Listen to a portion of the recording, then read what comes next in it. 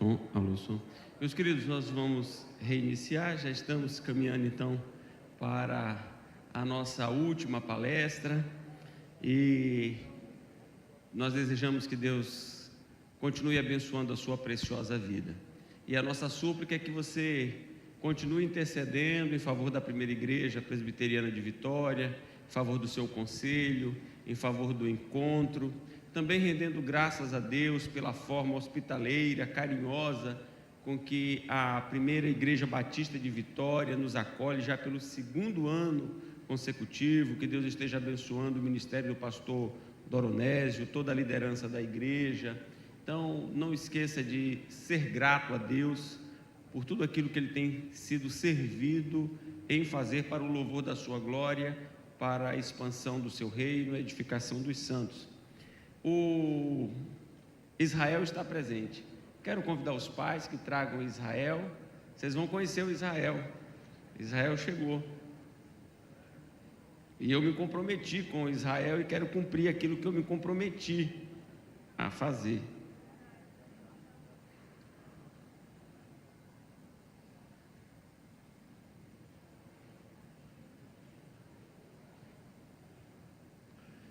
Reverendo Augustus, o Israel é o nosso mascote. Nós temos um curso de atualização teológica e o curso aconteceu em 7 módulos. E os inscritos que compareceram até 5 módulos, eles receberam um certificado. E nós fizemos isso. E eu me comprometi com o Israel, uma vez que ele esteve presente no curso, de apresentar o nosso mascote do curso. E ele também tem um certificado dele, né? Então, estou entregando aos pais o certificado do Israel. Se alguém quiser tirar uma foto aqui, tá?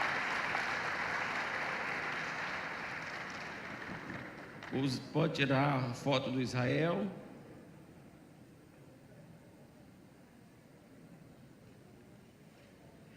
E depois eu quero aproveitar e fazer uma peça publicitária com o Israel, né? Incentivando a participar do curso de atualização teológica.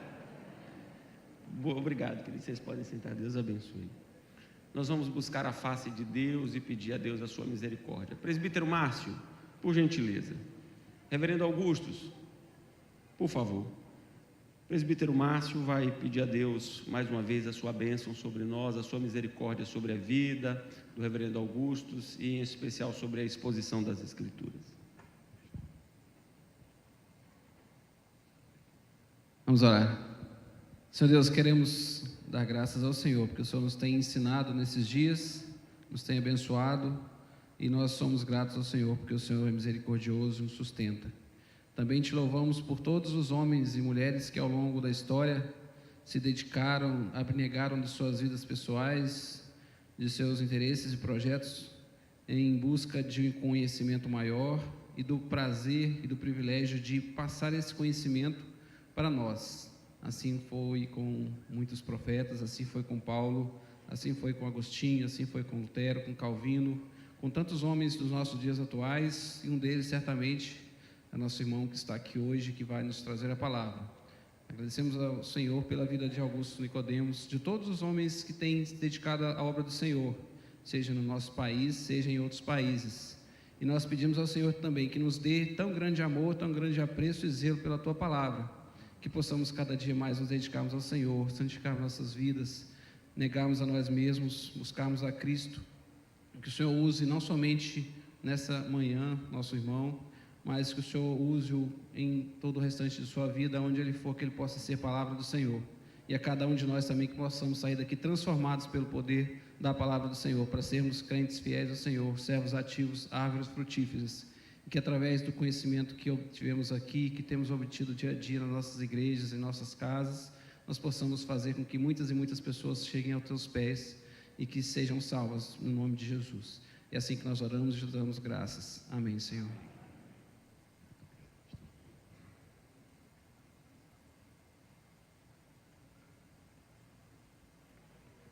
Bom dia, irmãos. Quero saudá-los em nome do Senhor Jesus, com a paz. Agradecer mais uma vez a oportunidade para estar presente aqui no Encontro da Fé Reformada em Vitória. Agradecer ao pastor Jailton pelo convite. dizer da nossa alegria de participar e contribuir de alguma forma para o avanço da fé bíblica no nosso país e também para a edificação individual de cada um de vocês. Eu havia falado ontem que hoje faríamos uma exposição do profeta Malaquias, que viveu mais ou menos na época dos filhos de Corá, por ocasião daquele salmo que fala da restauração espiritual de Israel. Mas considerando que eu fui rever as minhas anotações, né, o livro de Malaquias todo, não vai dar menos de 1h30, e meu estado de saúde não permite. Então acontece sempre, né? Eu mudei, nós vamos falar de outra coisa, mas que está relacionada ainda com o nosso tema. Eu queria que vocês abrissem suas Bíblias em Tiago 2,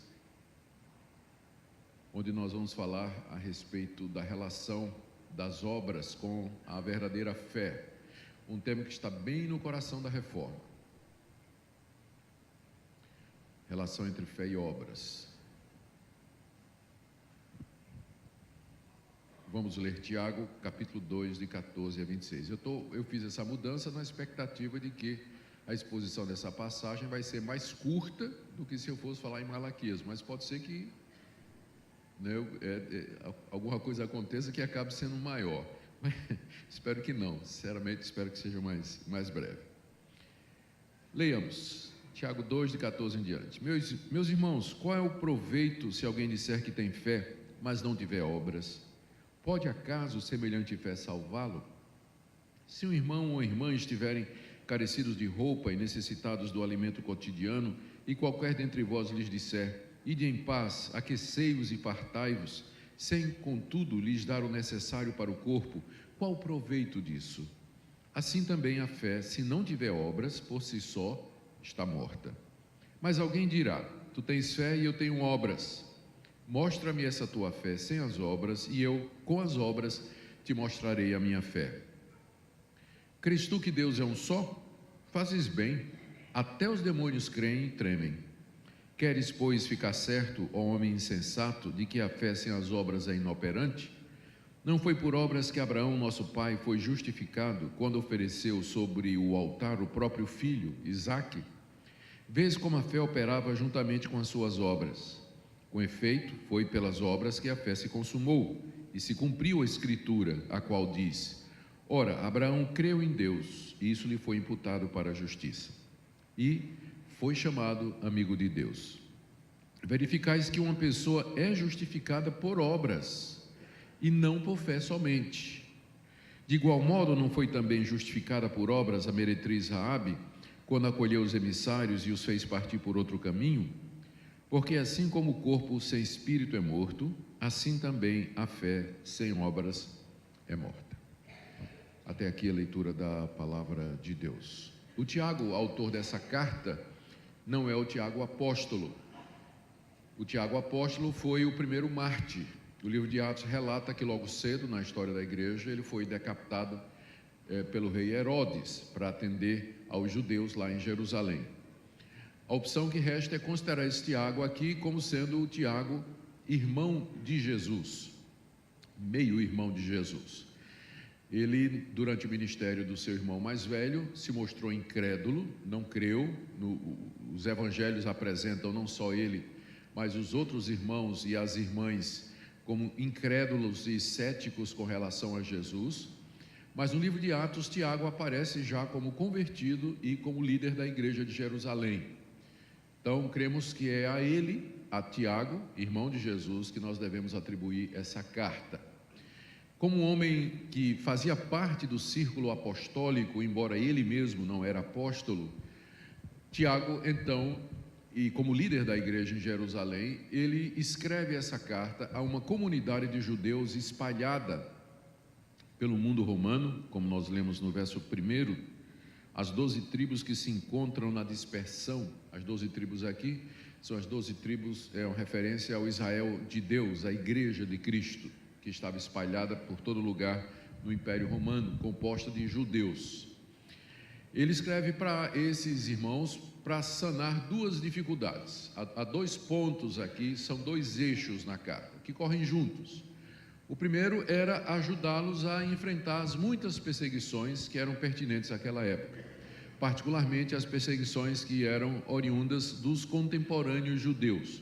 A essa altura em que a carta foi escrita, não havia ainda a perseguição do Império Romano, que só vai começar a partir de meados da década de 60, com a ascensão de Nero ao poder. Tiago é escrito bem antes disso.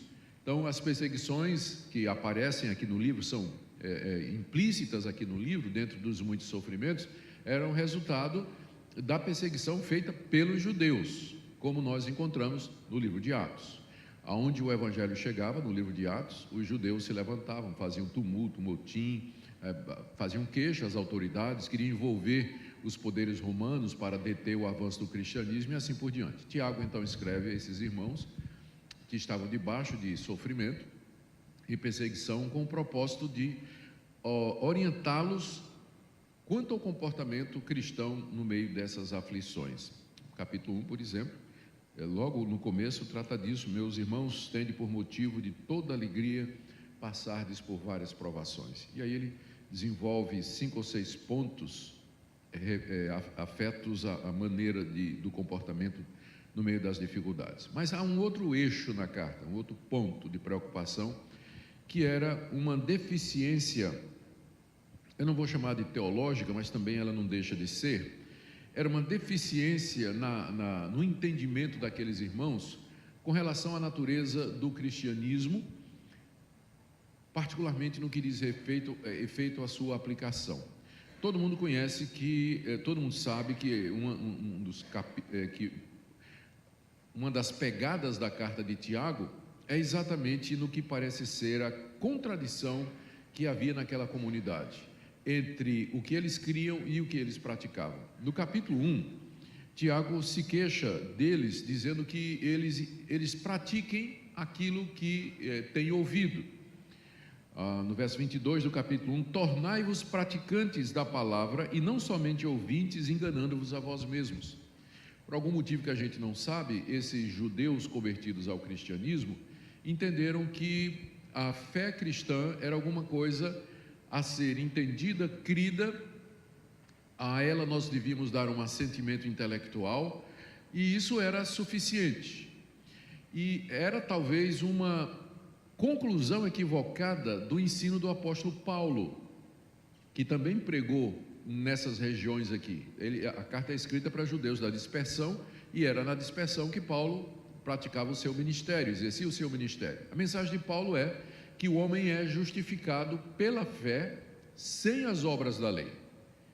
A salvação é pela fé, mas não através de obras, nunca através de obras. Então isso poderia levar alguém a uma conclusão do seguinte tipo: se a salvação é pela fé e não é por obras, então se eu creio, nada do que eu faça vai impedir a minha salvação. Não existe uma relação de causa e efeito entre a minha maneira de viver e aquilo que eu acredito. Se eu creio nas verdades centrais do Evangelho, se eu creio que há um só Deus, se eu creio que seu Filho é Jesus Cristo, que Ele é o Salvador do mundo, então minha salvação está garantida. Eu posso viver de qualquer maneira, eu vou viver do jeito que eu quiser, porque se é pela fé, não é pelas obras. Se não é pelas obras, o meu comportamento não tem relação nenhuma com a minha salvação. Então não era difícil alguém chegar a esse tipo de conclusão, errada, mas não tão errada à primeira vista. Se a salvação é pela fé sem as obras, significa que as minhas obras não têm participação nenhuma na minha salvação, não tem relação nenhuma com a minha salvação. É contra isso que Tiago está levantando aqui. Ele está dizendo que uma mera declaração de fé, que não seja acompanhada de obras, ela é inútil, ela não vai salvar ninguém. Ou se a gente pudesse resumir aqui o que Tiago está dizendo, o que Tiago está dizendo é mais ou menos o seguinte: não através das obras, mas também não sem elas. A salvação não é através de obras, mas também não é sem elas. As obras fazem parte integrante, estão relacionadas com a fé, de maneira que sem elas não pode haver salvação. Não é através delas, mas sem elas. Esse é o ponto aqui do capítulo 2. Eu acho que é muito importante um capítulo como esse, para a gente falar num evento sobre a reforma protestante, porque, dada a ênfase que nós colocamos no sola gratia e no sola fide, a gente tende a não querer nada com obras, especialmente porque o conceito de obras ele foi feito refém de alguns grupos religiosos que são conhecidos exatamente pela prática das boas obras como o caminho para a salvação. Então, reformado e protestante não quer saber de boas obras, não quer ouvir falar de boas obras. Boas obras é coisa de católico, é coisa de espírita. Nós ficamos no sola fide e no sola gratia. Então, é importante trazer o equilíbrio para esse ponto aqui, porque há muitos protestantes que não entendem o que é que quer dizer que a salvação é pela graça mediante a fé e não entendem o que é que isso quer dizer com relação às obras, não é? Não significa que as obras estão fora, não significa que as obras estão fora, elas estão dentro, e sem elas, eu vou dizer, não há salvação, não há mesmo, é o que Tiago está dizendo aqui, não é? Então vamos acompanhar o raciocínio de Tiago, antes de vocês me denunciarem no presbitério por heresia. Vamos ver o que é como o Tiago está argumentando aqui, para que nós possamos chegar a essa conclusão. Está dentro do meu tema geral, avivamento e reforma, porque geralmente avivamento tem a ver com a vida interior, a transformação interior, e quando a gente fala de reforma, é algo mais externo, são transformações e são mudanças. Então, fé e obras, está bem dentro do meu tema. Então vamos lá, no capítulo 2, no verso 14, Tiago coloca o problema que ele vai abordar, o tema que ele vai abordar na carta, para que os seus leitores o acompanhem. E ele faz isso através de uma pergunta retórica. Uma pergunta retórica é aquela para a qual nós já temos a resposta, e a gente faz apenas para engajar o nosso interlocutor na conversa, para despertar o interesse dele. Então Tiago faz a seguinte pergunta: meus irmãos, qual é o proveito se alguém disser que tem fé, mas não tiver obras? Pode acaso semelhante fé salvá-lo? Tiago já sabe a resposta a essa pergunta. A resposta é não. Mas ele coloca sob a forma de pergunta exatamente para engajar os seus leitores, para que os seus leitores digam: ele está falando comigo, não é? Toda pergunta exige uma resposta. Então ele está querendo levar os seus leitores a uma reflexão. Na pergunta, Tiago está pressupondo que a salvação, está pressupondo que nós estamos perdidos e que a salvação é mediante a fé. Tanto isso está claro aqui, não é?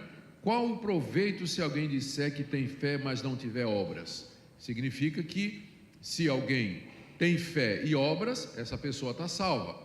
Então, é a base de onde ele está tirando o seu raciocínio. Que Deus mandou seu Filho Jesus Cristo para ser o nosso Salvador, porque nós estávamos perdidos nas nossas ofensas e pecados, e que pela fé em Jesus Cristo eu sou salvo da condenação que eu mereço com justiça pelos meus atos. A pergunta de Tiago é se declarar isso, dizer isso, é suficiente para salvar a pessoa. E a resposta dele é que não. Ele pergunta qual o proveito de uma declaração de fé que não é acompanhada de obras que testifiquem, comprovem, justifiquem, exemplifiquem, carimbem que essa fé é genuína. O que Tiago está combatendo aqui é a prática da profissão de fé que não é seguida de obras. Até hoje em dia nós fazemos profissões de fé. Para uma pessoa se tornar membro da igreja, ela tem que vir à frente e ela tem que responder algumas perguntas, ela tem que professar a sua fé diante de todo mundo. Creio em Deus Pai, Deus Filho, Deus Espírito Santo, creio que Ele morreu pelos meus pecados, creio que ressuscitou ao terceiro dia. A pergunta de Tiago é: uma pessoa, basta essa declaração de fé que as pessoas fazem, é suficiente para salvar a essa pessoa, se não for acompanhada de obras que garantam que é uma declaração genuína, que é alguma coisa que vem de dentro do coração? A resposta de Tiago é não. Ou seja, só ser ortodoxo, só crer nas verdades bíblicas, só receber o Evangelho como ensinamento e como doutrina, isso não salva. É o que Tiago está dizendo aqui. E aí ele vai dar 4 argumentos. O primeiro é uma situação que ele apresenta como hipótese, mas que era perfeitamente possível no século I. Quando a igreja começou, a maioria da sua membresia era composta de pessoas das classes mais desprovidas da sociedade: órfãos, viúvas, soldados, pequenos agricultores, diaristas, homens de negócio, de pequenos negócios, pessoas sem muitas posses e sem muita condição ou poder político ou econômico. Então não era difícil você encontrar, você, né, membro de uma comunidade, você encontrava um irmão seu passando necessidade, passando fome, ou mesmo sem roupa, né? Passando frio.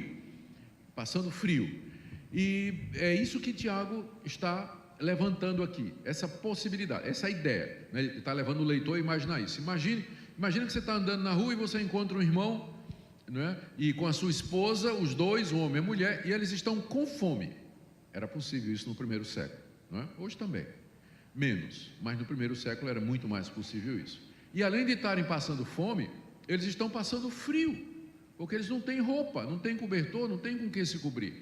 E aí você diz assim: oh, meu irmão, vá em paz, que o calor do Espírito Santo aqueça o seu corpo, que o maná espiritual desça do céu e alimente você, né? Vá, que Deus supra todas as suas necessidades, e você não mete a mão no bolso para tirar R$10 para comprar um sanduíche para o irmão. Tiago pergunta: qual o proveito disso? O que adianta você dizer para o seu irmão, vá em paz, quando ele está com fome, ele está com frio, e você tem condições, e você não faz absolutamente nada? Essas declarações que você faz, vá em paz, que Deus te abençoe, Deus te proteja, aqueça o teu coração, isso vai resolver o problema dele? Não vai. Não vai. Da mesma forma, Tiago diz, você declarar que você crê em Jesus Cristo, que você crê no Evangelho, 5 pontos do calvinismo, 5 solas da reforma, você declarar tudo isso, mas você não tiver obras, você não tiver conduta, você não tiver comportamento, isso aí não vai salvar você. Você vai para o mesmo inferno que os arminianos. Arminiano que também não tem obras, né? Porque se o arminiano crê no Senhor Jesus, é claro, é nosso irmão em Jesus, não é? Somos todos salvos pela mesma fé.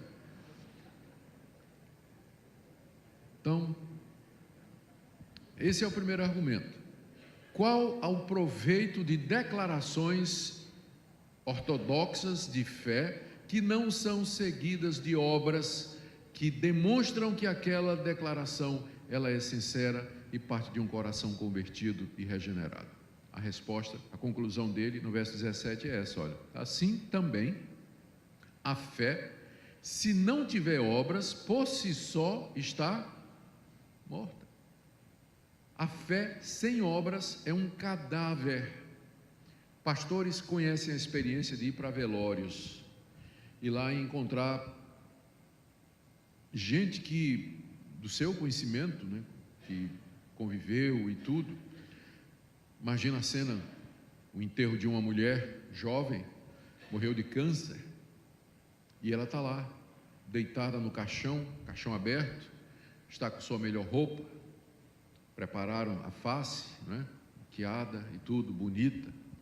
O marido se abaixa, chora, diz que vai sentir saudade dela, as lágrimas do marido caem sobre o rosto dela, ela não sente absolutamente nada. A filhinha se abraça com ela, chora, mamãe, mamãe. Ela não ouve, ela não sente absolutamente nada, ela está morta. Assim é a fé sem obras.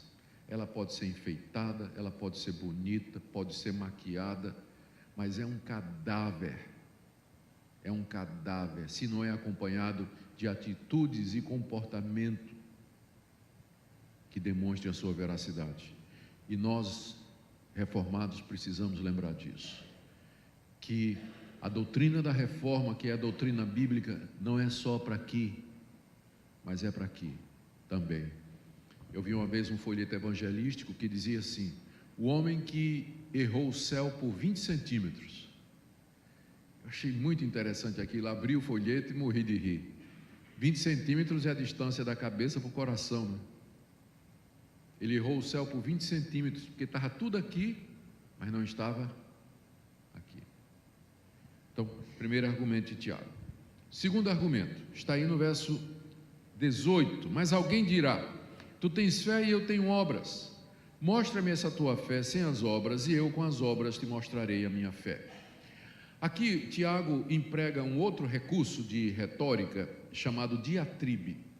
Diatribe é quando você começa a discutir com um opositor imaginário na frente de uma audiência, para que a discussão se torne mais vívida. Tiago então imagina um judeu chegando ali para ele e dizendo: ah, Tiago, eu tenho fé, é suficiente. Aí Tiago então diz para ele: você tem fé, eu tenho obras. Mostre essa sua fé sem obras. Você consegue mostrar a sua fé sem as obras? E eu vou lhe provar a minha fé pelas minhas obras. É isso que ele está fazendo aqui no verso 18. O alguém aqui do verso 18, mas alguém dirá, é o próprio Tiago, não é? Podia se traduzir assim: mas eu direi a essa pessoa que está pensando que ela vai ser salva somente pela profissão de fé e porque acredita nas coisas certas. Você diz que você tem fé, mas eu tenho obras. Eu faço um desafio para você: mostre que você tem fé sem obras, sem o recurso das obras, e eu, com as minhas obras, com a minha atitude, vou mostrar a você que minha fé é verdadeira. Com isso, Tiago está dizendo que só tem uma forma de nós demonstrarmos que a nossa fé é genuína, e é através de obras, não tem outra. Eu estou olhando aqui para vocês, não estou vendo fé no coração de ninguém, não posso ver fé, não posso. Mas como é que eu posso saber que sua fé é genuína? Pela maneira como você trata sua mulher, seu marido, como você se relaciona com seu vizinho, como você é no trabalho, como você é no trânsito. O que é que você faz com a mídia, o que é que você faz lá no seu quarto com o seu celular. Então, pelas obras eu vou saber se a sua fé é genuína. Sem obras não dá para ver. É a mesma coisa de você olhar para uma árvore, você não vê a seiva correndo dentro da árvore, mas você vê o fruto, e pelo fruto você sabe que a árvore está viva, que ela está saudável. Então, a única forma de você comprovar a genuinidade da sua fé é mediante obras. Mediante obras. Sem obras, a fé é inoperante. Não, no mínimo, há questionamento se ela é genuína ou até existe. Esse é o desafio que Tiago está fazendo aqui para esse judeu que achava que fazer a declaração de fé básica era suficiente para a salvação. Não, diz Tiago, você tem que demonstrar a veracidade da sua fé mediante as suas obras. Agora vem o terceiro argumento dele no verso 19: crês que Deus é um só? Crês tu que Deus é um só? Fazes bem, até os demônios creem e tremem. Ele ainda continua brigando com o cara, né? Ainda está usando a diatribe, está argumentando, né? E aí Tiago agora pergunta: você crê que Deus é um só? Aí o cidadão diz: creio, você sabe que eu creio. Aí Tiago diz: você faz muito bem. E de fato fazia muito bem. O crer que Deus é um só era a declaração básica do judaísmo, é o famoso Shema, que está lá em Deuteronômio, quando Moisés diz para o povo de Deus as seguintes palavras: ouve Israel, o Senhor nosso Deus é um único Senhor. Então isso é chamado de Shema, porque Shema é a primeira palavra hebraica da frase. Ouve, ó Israel. Era a declaração básica de fé do judeu, que o Deus de Israel era o único Deus verdadeiro. Só tinha um Deus, e esse Deus era o Deus de Israel. Todos os outros deuses eram falsos. Um judeu convertido acrescentava a isso que Jesus Cristo era o Filho de Deus, o Messias prometido. Então a declaração básica de um judeu cristão naquela época é: o Senhor nosso Deus é o único Deus e Jesus Cristo é o seu Filho, o Messias, o Salvador do mundo. Então era isso que aquela comunidade confessava. E Paulo pergunta: Tiago pergunta: você confessa isso? É isso que você acredita? Aí o judeu dizia: sim, é claro, essa é a minha declaração, essa é a minha profissão de fé. Resposta de Tiago: você faz muito bem, porque é verdade. O problema não é a sua doutrina está correta. Sua profissão de fé é verdadeira, é ortodoxa, é bíblica, é canônica, está tudo ok. O problema é que até os demônios sabem disso. E de fato os demônios sabiam disso mesmo. Sabiam disso. Quantas vezes no ministério de Jesus, ao se aproximar o Senhor de um endemoniado, os demônios gritavam e diziam: tu és o Filho de Deus, tu és o Filho de Deus. Então esse conhecimento é um conhecimento público, que Jesus é o Filho de Deus e que só existe um Deus. Até o diabo sabe disso. Só tem um problema, Tiago continua, é que o diabo tem uma vantagem sobre você.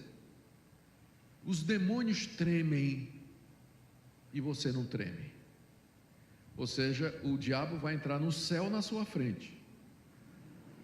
Está na fila, ele está lá na frente e você lá atrás. Se os demônios fossem para o céu, né? Eu achei que não precisava nem dizer isso aqui para vocês, né? Era evidente. Mas na dúvida é bom sempre que alguém vai dizer: o pastor está dizendo que o diabo vai para o céu, né? Acontece isso, acontece. Esse é o problema com as minhas brincadeiras. Bom,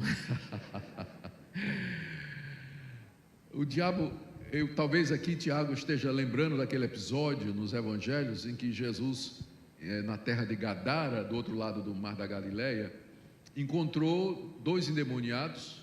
Quando viram Jesus, eles começaram a gritar em alta voz: que temos nós contigo, Filho de Deus? Vieste nos atormentar antes do tempo? Os demônios estavam tremendo, porque eles acharam que tinha chegado o dia do juízo. Na escatologia bíblica, o Messias, quando ele vier para instalar o seu reino definitivamente, ele vai lançar Satanás e os seus demônios no inferno. O próprio Jesus ensinou isso. E agora, quando os demônios viram que ele estava ali, pensaram que tinha chegado a hora do juízo e que eles seriam lançados no abismo, seriam lançados no inferno naquele momento. Tanto é que eles perguntam: o que nós temos contigo? O Senhor veio atormentar-nos antes do tempo? Quer dizer, o Senhor veio para nos jogar no inferno? Vai ser agora? Eles estavam tremendo diante da perspectiva do juízo. Então essa é a vantagem dos demônios: eles tremem. Eles sabem que só há um Deus e que Jesus Cristo é o Filho de Deus, e eles tremem diante da expectativa de que um dia eles vão prestar contas, vão ser condenados e lançados no inferno. E nesse ponto, o hipócrita a quem essa carta é dirigida, ele está em desvantagem, porque ele sabe que há um Deus só, sabe que Jesus Cristo é o Filho de Deus, sabe que ele virá julgar o mundo, haverá um juízo final. Contudo, ele não tem obras. Tem obras ao contrário. E ele nem treme, ele não teme diante dessa perspectiva. Uma vez uma senhora foi me procurar no meu gabinete e disse assim: pastor, eu quero que o senhor fale com o meu marido, porque eu acho que ele está me traindo. Disse: minha mãe, isso é uma coisa muito séria para falar. A senhora tem prova? Não, pastor, é questão de intuição feminina. Eu sei que ele está me traindo. Tá bom. Chamei o cidadão. Pastor, eu nunca traí minha mulher, pastor. Sou fiel à minha mulher desde o casamento, pastor. O problema é que ela sempre foi ciumenta. Lá na mocidade, não é, quando a gente começou a namorar, desde o período da mocidade, ela não deixava eu conversar com as meninas. Ela já ficava enciumada. Ela tem esse ciúme doentio de mim, pastor. Eu sou fiel à minha esposa. Vocês sabem que depois de muitos anos, o pastor, por causa do aconselhamento pastoral, ele desenvolve um detector de mentira, né? Então o pastor sabe quando o cara está mentindo. O cara pisca o olho, mexe o beiço, treme, tem tique nervoso, né? A voz muda. Então a gente já sabe quando o cara está mentindo. Esse passou no teste, não tremeu nada. Voltei para a senhora e disse para ela: acho que a senhora está enganada, porque não vi nenhuma evidência do que disse que a senhora está dizendo. Um mês depois ela chega com o celular dele, com todas as mensagens, o nome da amante, combinação de lugar para se encontrarem, onde iam passar final de semana, tudo lá. Chamei o cabra, disse: vem cá, vamos conversar. Você lembra aquele assunto que nós tivemos há um mês atrás? Pois é, pastor, é minha mulher de novo? É, pastor, eu sou fiel à minha esposa, não faço, nunca fiz nada disso, eu amo minha mulher e tudo mais. E isso aqui, meu irmão? Ah, pastor, foi um erro, tá. Aí me deu um estalo, né? Eu disse assim: só uma pergunta, e foi a primeira vez? Ele disse: já que o senhor perguntou. Safado, vinha traindo a mulher há anos, né? E não tremia, nada, cara de pau, mesmo. É isso que Tiago está falando aqui. Você crê que Deus é um só? Você tem a declaração de fé correta? Você faz muito bem, porque isso é domínio público, até o diabo sabe disso. A questão é se você teme e treme diante disso. Qual o impacto desse conhecimento na sua vida? Muda a sua vida, transforma a sua vida. Porque senão, você não é melhor do que os demônios. Na verdade, eles são melhores do que você. O último argumento de Paulo, de Tiago, vai do verso 20 até o verso 26. O que ele faz aqui? Ele pega dois exemplos, duas personagens do Antigo Testamento para demonstrar o ponto dele, de que a salvação, de que a fé que não tem obras, essa fé não salva. E o primeiro exemplo é um exemplo bastante conhecido da comunidade judaica, que é o exemplo de Abraão, o pai da fé, o amigo de Deus, aquele a quem foram feitas as promessas, aquele a quem Deus prometeu, de cuja descendência viria um filho, que seria o Salvador do mundo, no qual seriam benditas todas as nações da terra. Abraão, o portador das promessas, o grande homem de Deus do Antigo Testamento, é o primeiro exemplo aqui, que vai do verso 20 até o verso 24. E aqui nessa passagem, o que Tiago faz é chamar a atenção dos seus leitores para a sequência dos eventos da salvação de Abraão. No capítulo 12 de Gênesis, Deus chama Abraão, faz promessas e manda que ele saia da sua terra. Abraão obedece prontamente. Pela fé, Abraão, sendo chamado, deixou sua terra e foi para a terra que Deus lhe prometeu. Nós conhecemos a história. E lá na terra ele vagou durante muitos anos. E o tempo passava e o cumprimento das promessas de Deus parecia cada vez mais difícil, porque ele estava ficando, já era velho quando Deus o chamou, estava ficando mais velho, a sua esposa era idosa e era estéril. E o tempo estava passando e nada do que Deus havia prometido parecia estar se cumprindo. E na verdade ficava cada vez mais difícil. Capítulo 15, Deus aparece a Abraão e repete as promessas, inclusive da descendência, que dele viria alguém, e que a descendência de Abraão seria numerosa como a areia do mar. E Abraão pergunta: Senhor, como é que vai ser isso? Eu estou velho, minha mulher está velha, ela é estéril, na verdade quem vai herdar tudo é o meu mordomo, Eliezer e tal. Deus diz: vem cá, Abraão, leva Abraão para fora da tenda, provavelmente, não é? Senão como Abraão poderia contemplar o céu à noite? E diz: olha o céu, conta as estrelas, se podes, porque assim será a tua descendência. E diz lá em Gênesis 15, verso 6, creu Abraão em Deus, e isso lhe foi imputado para a justiça. Abraão creu que Deus haveria de mandar um descendente conforme havia prometido, e que nele seriam benditas todas as nações da terra. O próprio Abraão seria salvo mediante esse herdeiro. Lembra que Jesus Cristo disse: Abraão viu o meu dia e se alegrou? Provavelmente se refere àquele momento em que Abraão, contemplando os céus, ele creu na vinda do Messias, que seria o seu descendente. E a fé lhe foi imputada para a justiça. Nós podemos dizer que foi ali naquele momento que Abraão foi de fato salvo. Ele tinha o temor de Deus, ele conhecia Deus, estava seguindo a Deus, mas como às vezes a conversão é um processo, não é? Ali foi um momento em que Abraão creu em Deus e isso lhe foi imputada, a fé foi imputada para a justiça. Tudo bem, nasce o menino Isaque, o menino cresce. Gênesis 22, Deus aparece a Abraão e diz: agora eu quero que você sacrifique seu filho Isaque, a quem você ama, no alto do monte Moriá. Abraão acorda no dia seguinte de madrugada, pega um jumento, põe a lenha em cima, toma um servo, toma o seu filho Isaque, o cutelo, o fogo e vai embora para Moriá, que ficava alguns quilômetros distante de onde ele morava. Chegando no pé do monte, ele diz para o seu empregado: você fica aqui que eu vou subir com a criança, mas nós voltaremos depois de ter adorado. Voltaremos, plural. E começa a subida do monte. Isaque olha para o pai, olha para o jegue, vê a madeira, vê o facão e diz: pai, eu estou vendo tudo aqui, mas onde está o cordeiro? E a resposta de Abraão, todo mundo conhece: Deus proverá. Deus proverá. Chegou no alto do monte, Abraão faz o altar de pedras, põe a lenha em cima, amarra o seu filho, coloca em cima do altar e toma o facão para matar o seu filho, quando do céu o anjo do Senhor fala: pode parar, Abraão, não faça isso, porque agora eu sei que você me teme, agora eu sei que você de fato crê. Eu sei que você de fato crê. Ou seja, ele creu no capítulo 15, mas isso foi confirmado, isso foi ratificado no 22, quando ele praticou obras.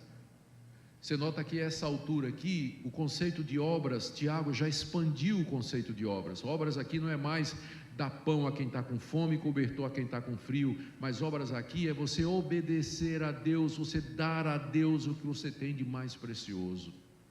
Esse é o conceito evangélico de obras, não é só fazer caridade em asilo, na rua e no farol e debaixo da ponte. O conceito de obras evangélico é muito mais, inclui isso e muito mais, inclui obediência a Deus e à vontade de Deus. É isso que é boa obra no Novo Testamento.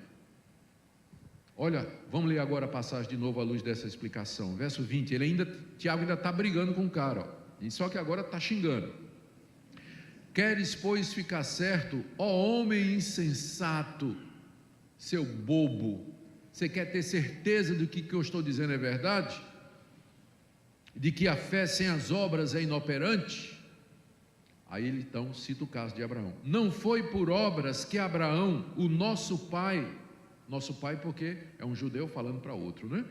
O nosso pai foi justificado quando ofereceu sobre o altar o próprio filho Isaque. Gênesis 22, de 1 a 14, é a passagem que Tiago está citando aqui, quando o anjo do Senhor, quando Deus, né, o anjo do Senhor, diz a Abraão: agora sei que você de fato crê em mim, que você me teme, que você é fiel. Não foi então por obras, a obra aqui foi a obediência de entregar o seu filho Isaque. Não foi por obras que Abraão, nosso pai, foi justificado quando ofereceu sobre o altar o próprio filho Isaque. Aí ele interpreta, Tiago interpreta: vês como a fé operava juntamente com as suas obras. A fé operava juntamente com as obras, ou seja, a fé agia através das obras. Aquela fé do capítulo 15, ela agiu, ela levou Abraão a obedecer, de maneira que pelas obras, veja o final do verso 22, é que a fé se consumou, se mostrou completa, se mostrou verdadeira, por esse ato de obediência de Abraão. E se cumpriu a escritura que diz, aqui ele cita Gênesis 15, ora Abraão creu em Deus e isso lhe foi imputado para a justiça. Só que essa palavra que está em Gênesis 15, essa escritura, ela se cumpre em Gênesis 22, quando Abraão oferece sobre o altar o seu filho Isaque em uma obra de obediência. Conclusão, verso 24: verificais então, pela história de Abraão, que uma pessoa é justificada por obras e não por fé somente. Esse é o ponto dele. Você verifica então pela história de Abraão que uma pessoa é justificada por obras e não por fé somente. É preciso explicar aqui, se já não ficou claro. Quando ele diz que uma pessoa é justificada por obras, é que são obras decorrentes, impulsionadas por essa fé.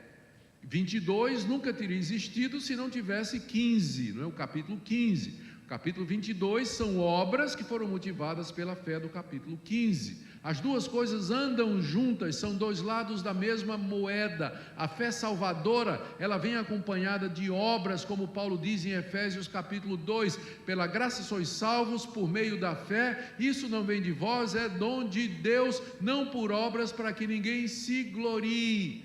E no final ele diz assim: somos feitura dele, criados em Cristo Jesus para as boas obras. O próprio Paulo interliga obras e fé. Ele diz que a salvação é pela graça, mas no final de capítulo 2 de Efésios ele diz: contudo, somos feitura de Deus, criados para as boas obras que Deus de antemão preparou que nós andássemos nela. Essa é a conclusão de Tiago. Até onde, o que é que nós já vimos até agora? O que é que Tiago está querendo dizer para os seus leitores? Ele está dizendo: queridos, a mera recitação do Shema, seguida da declaração evangélica, Jesus Cristo é o Senhor, boa doutrina, boa ortodoxia, isso não salva vocês, se não for acompanhada de obras. E obras aqui não é só ajudar o necessitado, mas de obediência a Deus, como no caso de Abraão, que ao ser demandado o seu tesouro mais precioso, que era seu filho único, ele entregou prontamente a Deus. Sem isso não há salvação. Ainda dentro do último argumento, agora o segundo exemplo. No verso 25, Paulo cita o caso de Raabe. De igual modo, não foi também justificada por obras a meretriz Raabe, quando acolheu os emissários e os fez partir por outro caminho? A gente fica perguntando, como é que, na cabeça de Tiago, né? Como é que ele tinha tantos outros exemplos para pegar no Antigo Testamento de fé e obras, não é? Podia ter pegado Davi, podia ter pegado Samuel, podia ter pegado um dos grandes profetas, e Daniel, que é o melhor exemplo do que Daniel lá dos leões, Davi enfrentando Golias, tantas coisas que mostram fé seguida de obras, né? Davi enfrentou o homem lá, né? Movido pela fé, pela confiança que ele tinha em Deus. Não faltavam exemplos nobres e grandiosos para Tiago tirar da história do Antigo Testamento e colocar. Ele já começou com Abraão, né? Com o top. Agora, qual é o próximo exemplo que ele traz? Uma pagã cananita, prostituta, dona de um bordel. Não entendo isso. Abraão e Raabe. Pense em duas pessoas diferentes, que não tem nada a ver. Ou tem? Eu acho que o raciocínio por detrás dessa escolha é o seguinte: quer seja Abraão, quer seja Isaac ou Raabe, não há exceção. Fé sem obras é morta, quer seja no pai da fé, quer seja no mais simples, rejeitado, excluído membro do povo de Deus, não há exceção. Que geralmente a gente costuma pedir para nós, tipo assim: pai, tu sabes que eu creio em Jesus Cristo, sabes que eu sou crente, mas meu casamento não vai bem, e o senhor entende que eu estou saindo com essa outra aqui que eu gosto, né? O senhor vai fazer uma exceção no meu caso, porque o senhor não dá para viver com essa mulher, e eu quero ser feliz, eu tenho o direito de ser feliz, não tenho, senhor? Direito de ser feliz? Então o senhor vai entender meu caso, né? O senhor vai fazer uma exceção, né? O senhor vai fechar os olhos para essa vida errada que eu estou levando, porque meu caso é diferente. Resposta de Deus: não. Não tem exceção. Abraão, Raabe. Você está no meio, não vou lhe chamar nem de Abraão, mas também não vou lhe chamar de Raabe. Você está no meio. O espectro é muito amplo. E eu acho que a escolha desses exemplos foi exatamente para deixar claro esse ponto. Não há exceção. Fé sem obras é morta, sempre, não importa qual seja a situação.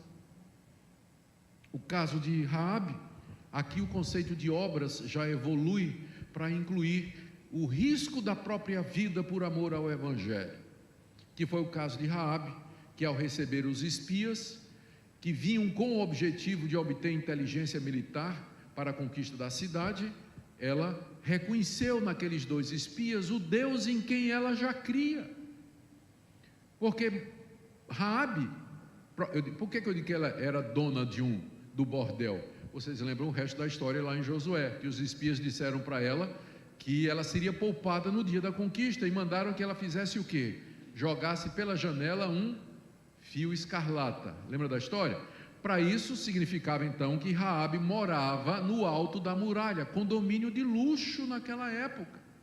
Como é que uma prostituta poderia ter uma casa daquelas, a não ser que ela fosse a dona do bordel? E por que os espias foram lá? Porque se você vai numa cidade e você quer saber o que todo mundo pensa, você vai lá para o Baixo Meretrício, né? Que lá passa viajante, vendedor, soldado, marinheiro. Então, no Baixo Meretrício você tem notícia de tudo. E foi para lá que os espias foram. E lá, na certa, Raabe já tinha conhecimento do Deus de Israel, porque lá devia ter passado soldado, né, gente que veio lá do Egito, sei lá, dizendo: olha, há muito tempo atrás, lá na nossa terra, apareceu um Deus lá, o povo dos hebreus adorava esse Deus, destruíram o Egito, arrebentaram com o faraó, humilharam o faraó, e esse povo passou 40 anos. Claro, todo mundo sabia das histórias que tinham acontecido lá no Egito e nos 40 anos no deserto, e Raabe tinha ouvido essas histórias, e Deus tinha gerado fé no coração de Raabe, só que ela não conhecia ninguém que era discípulo desse Deus. E um dia, quem é que bate na porta dela? 2 discípulos de Yahweh, o único Deus verdadeiro. Ela diz: eu creio nesse Deus, mas eu creio sim, e eu sei que se Ele disse que vai dar essa cidade para vocês, Ele vai dar mesmo. Eu só peço que vocês me poupem quando isso acontecer. Aí o grito: pega ladrão, a polícia está chegando. Descobriram que tinha 2 espiões, não é? E o que é que Raabe faz? Que demonstra que a sua fé é verdadeira, que ela cria de fato em Deus, e que Deus haveria de dar aquilo ali. Ela escondeu os espias com risco da própria vida. E depois disse, quando os policiais foram embora: olha, ali tem uma saída pela muralha, corram, e vocês vão escapar por lá. Ela arriscou a vida, por quê? Porque ela cria, ou seja, a fé que Raabe tinha foi demonstrada através de obras, e obras aqui incluía arriscar a própria vida para proteger os servos de Deus, que é o que Tiago diz no verso 25. Raabe, a meretriz, a prostituta Raabe, foi justificada por obras quando acolheu os emissários e os fez partir por outro caminho. Fim do caso. Conclusão de Tiago, verso 26: assim como o corpo sem espírito é morto, assim também a fé sem obras é morta. Eu penso que todos nós deveríamos ouvir isso. Eu tenho 4 aplicações bem rápidas desse princípio. A salvação não é por obras, mas também não é sem elas. A salvação não é por obras, mas também não é sem elas. Então, uma palavra aqui para aqueles que têm fé, mas não têm obras. Tenho certeza que aqui, hoje, há pessoas que têm fé, dizem que têm fé, mas não têm obras. E eu espero que essa palavra desperte você. Eu espero que essa palavra ela seja usada por Deus para tocar o seu coração e a sua consciência para um exame da sua vida, para você examinar-se e verificar se a sua fé de fato é verdadeira, porque a fé que não vem acompanhada de obras, de acordo com a Bíblia, ela é morta. Nós somos eleitos para sermos santos, nós somos chamados por Deus para sermos irrepreensíveis diante dele. A nossa vocação, predestinação e eleição tem como objetivo uma vida mudada e transformada aqui nesse mundo, uma vida de obras e de obediência. Mera declaração dos artigos ortodoxos da nossa fé não vão salvar você, se não for acompanhada de uma vida correspondente. Segundo, talvez tenha gente aqui que tenha obras, mas não tenha fé. Gente que não se preocupa muito com essa questão de crer ou de veracidade da Escritura ou da existência de Deus, mas que acha que a sua moralidade talvez vai salvá-los. Afinal, eu sou uma pessoa boa, faço mal a ninguém, tem gente pior do que eu. Da mesma forma que fé sem obras não salva, obras sem fé também não salvam. Ninguém se salva pela sua moralidade, pela prática de atos de caridade, porque primeiro eles são inexistentes, e segundo, eles nunca podem ser meritórios diante de Deus. Eu espero que também você veja essa necessidade. por incrível que pareça, pode ser que até aqui no auditório tem até gente que não tem nem fé e nem obras. É possível. Não tem nem fé e nem obras. E a minha pergunta é: de que maneira você espera justificar-se diante de Deus? Será que a vida para você ela não tem sentido?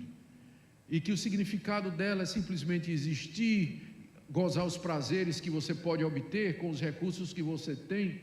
Daí você não se preocupa nem com Deus, nem com os homens, nem tem fé para com Deus, nem está preocupado com as obras que nos relacionam com os nossos semelhantes. E por último, nós damos graças a Deus pelos que estão aqui nessa manhã, que têm fé e que têm obras. E só daria uma palavra: primeiro, gratidão a Deus, e segundo, humildade, né? Porque quando você começa a reconhecer, na hora que eu disse isso, você disse, eu estou aqui, então já é nessa categoria, então já é um sinal de, não é, que a humildade já se foi há muito tempo. Graças a Deus pelos que estão aqui nessa manhã e que têm fé e que têm obras, são exemplo, são colunas, são pessoas que Deus levanta nos mais diversos chamados, são inspiração para nós e instrumentos de Deus para levar o Evangelho adiante. A minha oração a Deus é que nós tenhamos avivamento e reforma. As duas coisas andam juntas. Não somente fé, mas também obras que acompanham a fé. Não através de obras, mas também não sem elas. Que Deus nos ajude a viver esse cristianismo bíblico, prático, coerente, equilibrado, ensinado na sua palavra. Amém. Oremos. Pai querido, que a tua palavra fale ao nosso coração, que nós vivamos aqui nesse mundo ornando a sã doutrina com as boas obras que acompanham a verdadeira fé. Que a tua igreja brilhe nesse mundo corrompido e perdido, não somente porque ela declara a sua fé em Deus, mas porque ela vive essa fé em todas as dimensões da sua existência. Ouve a nossa oração em nome de Jesus. Amém.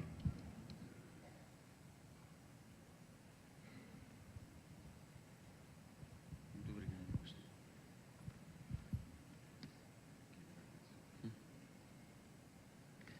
Meus amados irmãos, rapidamente, um convite, depois um pedido, um agradecimento e já encerramos.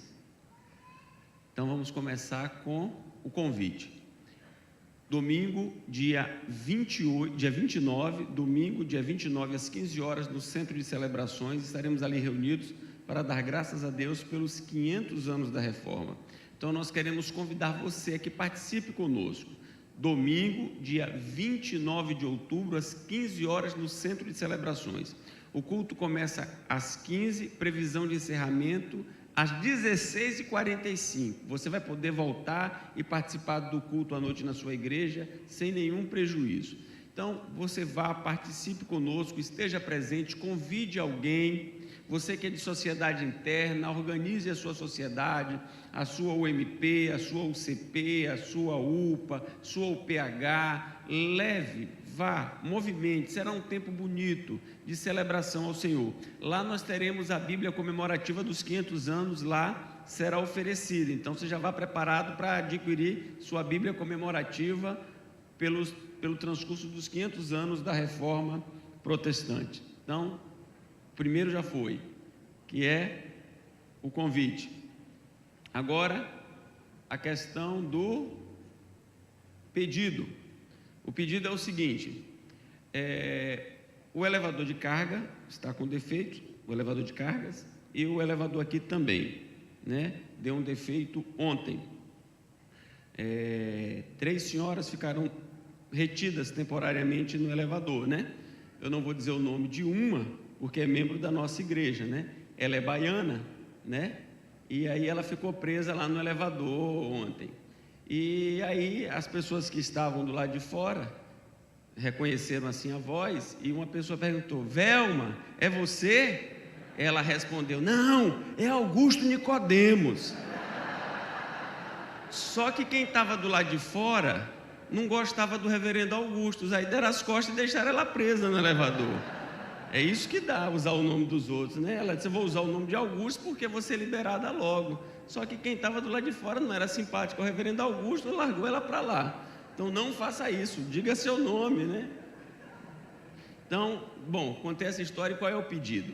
O pedido é que ajude os livreiros com as caixas. Se você não tiver problema de coluna, se você puder, porque eles estão com algumas caixas, os elevadores estão danificados, aí nós vamos todos para casa imediatamente e eles ficam lá em cima para descer esse monte de caixas. Então, se você puder, dá uma força aos livreiros, ao pessoal, ajuda a descer as mesas. Então, eu queria lhe pedir, e vem logo, né, um pedido desse depois de um sermão sobre obras, né?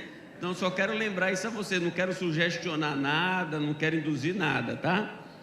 Bom, e o último é o agradecimento. E aqui eu finalizo. O agradecimento é o seguinte, irmãos. Eu não vou mencionar nenhum nome e vou ler um texto que está na Epístola aos Hebreus, no capítulo 6, versículo 10, que diz assim: porque Deus não é injusto para ficar esquecido do vosso trabalho e do amor que evidenciastes para com o seu nome, pois servistes e ainda servis aos santos. Então, em nome do Conselho da Primeira Igreja Presbiteriana de Vitória, eu quero agradecer a todos, indistintamente, todos que colaboraram, que participaram de alguma maneira, de alguma forma, para o acontecimento do 12º Encontro da Fé Reformada. Então, fica aqui o registro da gratidão do Conselho da Igreja a todos, não importa qual tenha sido a sua contribuição, qual tenha sido a sua parcela, quanto você se empenhou, não importa, a gratidão do Conselho a todos. Agora eu quero pedir a você que se coloque de pé, nós vamos cantar o hino Castelo Forte e logo após vamos orar. Então nós vamos cantar. Você que preencheu a sua avaliação, deixe a avaliação ali na saída, há um gasofilácio ali, você pode deixar a avaliação. Sua avaliação é muito importante para que possamos aprimorar os próximos encontros. Por favor, deixe a sua avaliação, ela é muito importante. Nós seremos conduzidos no cântico do hino Castelo Forte e depois do cântico eu quero pedir a todos os membros do Conselho da Primeira Igreja que, por favor, venham aqui à frente. Todos os membros do Conselho.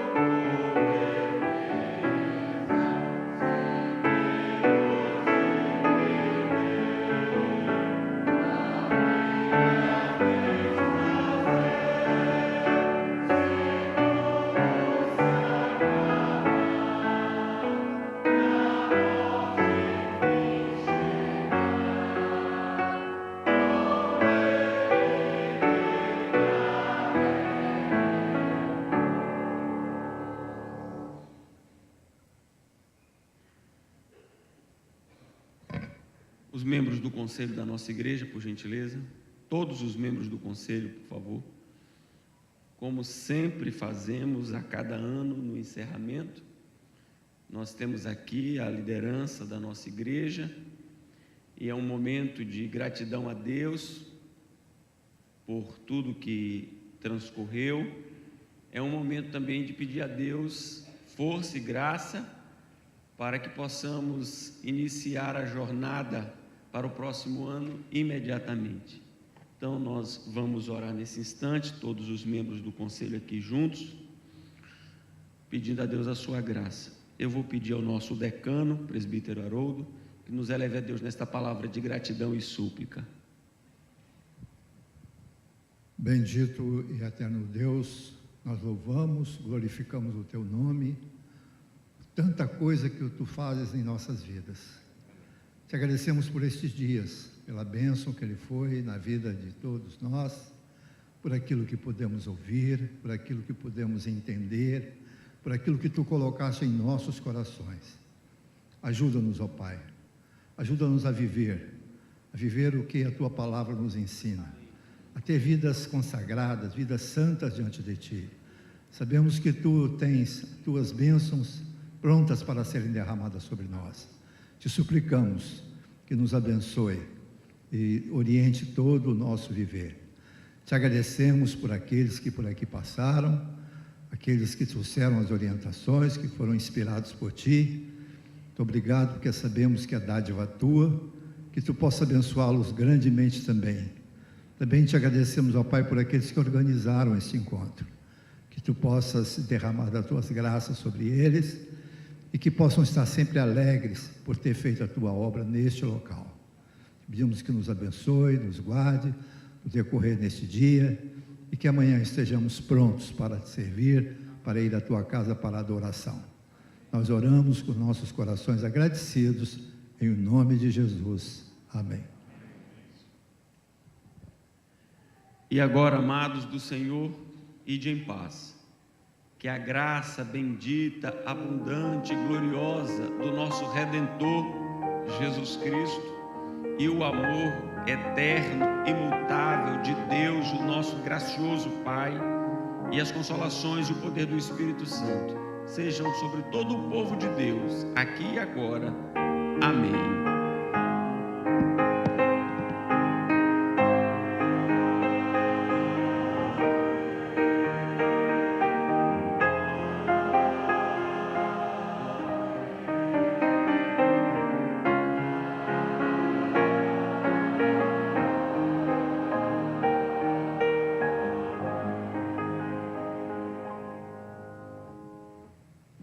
Os irmãos podem se assentar. Eu vou pedir a compreensão dos irmãos. O reverendo Augusto está ali sentado. Aqueles que desejarem um autógrafo rápido, por favor, podem se dirigir. Agora, por favor, ele está cansado, então vamos evitar assim, o excesso, perguntas, entrevistas. Não, um rápido autógrafo, uma foto, por gentileza, mas uma coisa muito rápida, tá?